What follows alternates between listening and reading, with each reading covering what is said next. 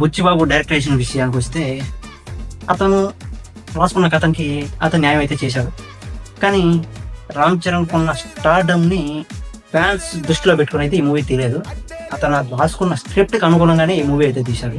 Fans point of వ్యూలో చూస్తే movie అయితే ఓకే హిట్టే, కానీ ఫ్యాన్స్ని మెస్మరైజ్ చేసే విధంగా అయితే లేదు. నార్మల్ ఆడియన్స్కి అయితే కొంచెం ఎక్స్పెక్టేషన్ ఏం లేకుండా వెళ్ళిన ఆడియన్స్కి అయితే చాలా బాగా నచ్చుతుంది. అదర్ ఫ్యాన్స్ ఉంటారు కదా, వాళ్ళకు కూడా నచ్చుతుంది. రామ్ చరణ్ని ఎంత హైప్లో చూపించినప్పటికీ కథకు అనుగుణంగానే ఆయన క్యారెక్టరైజేషన్ మూవీ ఉంటుంది. మీరు ఎప్పటిలాగా చూస్తున్న రామ్ చరణ్ ఈ మూవీలో చూడలేదు. ఒక న్యాచురల్గా కథకు తగ్గట్టు మూవీ రామ్ చరణ్ మాత్రం చూడగలుగుతారు.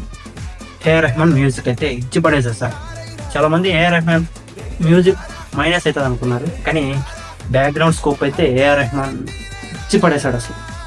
ఇక సాంగ్స్ అయితే సూపర్గా ఉంటాయి. ఇక ఫైనల్గా ఈ మూవీకి నేను ఇవ్వబోయే రేటింగ్ విషయానికి వస్తే 3.5 to 3.75.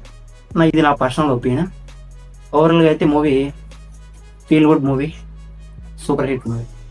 ఇండస్ట్రీ హిట్ అవుతుందని అయితే నాకైతే తెలియదు, ఎందుకంటే అది నా ఒకటి ఒపీనియన్ కాదు.